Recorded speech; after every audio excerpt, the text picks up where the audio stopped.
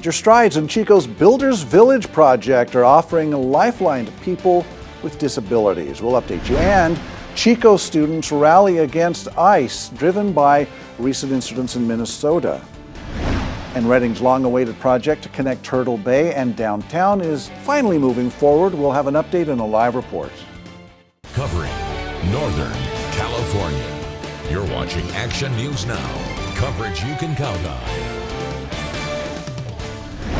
A nearly $3 million project aimed at closing the gap between Turtle Bay and downtown Reading is moving forward. City leaders say it will create a safer, more connected route for walkers and cyclists. Action News Now reporter Jesse Angelo is live in Reading. And Jesse, city officials say this project has been years in the making. That's right, Alan. The city of Reading says that the Turtle Bay to downtown Gap project has been in the planning stages for years. They also say it's more than just about a construction project. It's about filling a missing link in the city's trail system. The project, which costs just under $3 million, will improve pedestrian and bike access through the Turtle Bay Exploration Park and to the downtown Reading core. Crews will be working in phases, and drivers can expect temporary lane restrictions and traffic adjustments during construction. Transportation planner Zach Bonin says the project closes a critical gap along the Sacramento River Trail.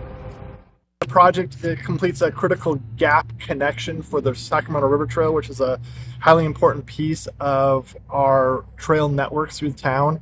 And so this piece will then make a full loop and make the connection that we've been looking for many years. The city says once complete, the project will create a continuous loop through the trail network, making it easier for residents and visitors to walk or bike between the river, Turtle Bay, and downtown Reading. Bonin also tells me that the boat ramp here on the Sacramento River here will not be closed during construction, and that construction will go on through the end of May, maybe early June. Live in Reading, Jesse Angelo, Action News Now. Well, this is all good news. Thanks, Jesse. And city leaders are asking drivers to use caution in the area and plan for possible delays as this work continues. Well, students at Pleasant Valley High School in Chico walked out of their classrooms today to protest the recent actions by Immigration and Customs Enforcement. More than 150 students went out this afternoon, about 2, at the start of their 8th period class. They were there until school got out at 3:30. Students told us they walked out to show solidarity with communities that have seen increased presence of ICE officers. It's to show adults and a lot of people out there knowing that students are educated and they know what's going on around the world, and they're not just, oh, you're just kids. This is our future. Those we spoke with expressed particular concern over the recent killings of Renee Good and Alex Preddy in Minneapolis by ICE officers. Students lined the corners of the intersection outside the school, chanting and carrying signs saying ICE out. Today's student protest comes as federal officials announced that the immigration crackdown in Minnesota is coming to an end. Police arrested a Gridley man after they say they found hundreds of images of child pornography on his electronic devices. Police say an investigation began when staff at the Gridley Post-Acute Center reported seeing inappropriate material on Darren Anderson's electronic devices. Investigators searched his devices and say they found hundreds of images of child pornography. The investigation is still active, and officials want your help if you have any additional information on this case. Well, sheriff's deputies arrested 2 people, including a 17-year-old, for trying to shoot someone in a gang-related shooting on Pennington Road in Live Oak. They say about 3 p.m. yesterday they responded to reports of the shooting, and that they determined a group of people fired the shots as the victim ran away. The shots hit a nearby home and vehicle. Later, Gridley police pulled over the suspected vehicle on Highway 99 and say they found the gun used in the shooting. 30-year-old Christian Seaborn and a 17-year-old were both arrested on several charges. Well, here's a time lapse taken today from the Bald Eagle Mountain This is just earlier today. That's a beautiful shot. Just look at the activity of the clouds rolling over at that high elevation. And Howie's here now to tell us how we can, what we can expect to see tonight. Yeah, I saw a little snow blowing there, but it's winding down from falling out of the sky. But that will return, will increase to our rain and our snow reservoirs just no longer today. Everything is just pretty much extinguished. Just a drop here and a drop there. Temperature-wise, not bad today. Now we're sitting close to 60, low 60s in the valley. Higher elevations already dropping down. 47 degrees, 43 for Chester, 51 right now up in Bernie. And then Hayfork, not bad, 51 degrees. Winds were breezy, but now they're very much on the lighter side. Visibilities at the moment are okay, but overnight tonight, maybe after 11 or midnight, we could see some areas of some patchy fog, so you want to pay that in mind for driving, Alan. But storms are headed back our way. We'll talk all about it in a few minutes. All right, thanks, Howie. The Reading Library is opening back up this coming Tuesday. The library underwent some major renovations through a nearly $800,000 grant from the state. The upgrades include a newly designated family area, as well as public computers and improved study spaces. It also brought in 36 security cameras to improve safety and a backup generator to keep services running during power outages. Library hours will be Monday through Thursday, 10 to 7, and Friday through Sunday, 10 to 6. New tonight, we're getting a look at how newly hired firefighters get prepared to protect the community.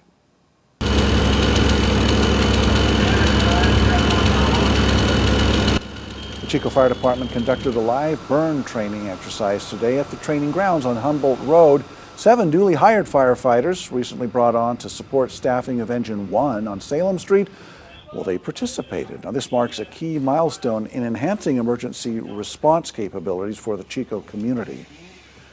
New tonight, if you live in parts of Glenn County, you could soon see a major improvement in your internet service.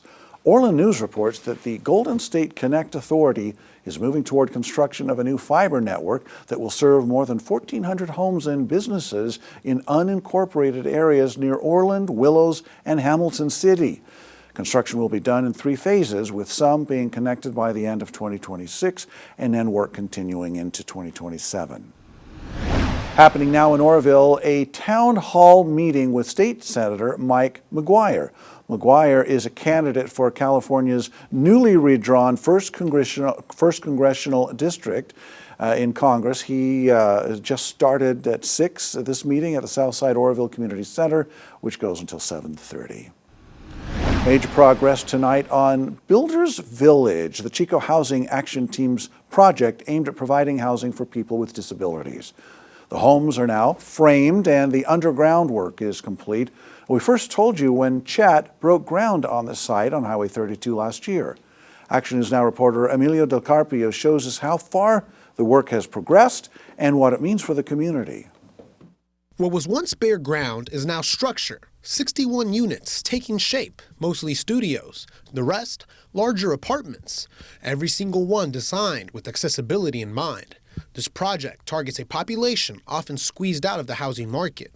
People living with disabilities, many relying on fixed federal income. This project specifically is focused on individuals with disabilities. If you're on SSI, for example, you're making about $1,200 a month. Housing is being able to find affordable housing is a real barrier. A $16.5 million grant from the state's Community Care Expansion Program turned the idea into steel and lumber. What began inside Chico's Safe Space shelter as a conversation over 10 years ago is now something you can walk through. 100% ADA accessible units. So we did just recently purchase a wheelchair accessible van that seats 10 so that we can be able to also provide transportation for our residents. Most of our referrals come through our community partners, so we receive referrals directly from some of the local shelters in town, so like True North, the Jesus Center, Safe Space. Jeff Click, the construction superintendent overseeing the site, told me this isn't just another build. For him, it's a chance to create something permanent, something that changes lives. The 5 acres Builders Village sits on were donated by someone who chose to remain anonymous. In Chico, Emilio Del Carpio, Action News Now. Young says the project is expected to be completed by late summer or early fall. Another downtown business, a Chico downtown business, is shutting its doors. Cheers Chico says it will close down after Valentine's Day. The restaurant and bar announced the closure in a social media post yesterday. It is inviting the community to come into the restaurant for one last meal on Saturday. The business did say it has some exciting stuff planned for the future and will post updates soon. New tonight, Butte County Public Health says a new federal grant will help reduce traffic injuries and deaths. Public Health Director Monica Soderstrom told county supervisors this week that Butte County has higher than state average bicycle and pedestrian injury rates. She says a more than $2.5 million U.S. Department of Transportation grant will fund education, planning, and safety projects to address this. They'll begin with data collection, walk audits, and chances for you to give your input on improvements. Public Health will work with Public Works and local cities to make it all happen. A Chico native wins big on the international stage, representing El Salvador at the Davis Cup. But first, the Simpson Red Hawk football team, they're looking to build a winning culture with a new head coach, and we'll hear from him coming up.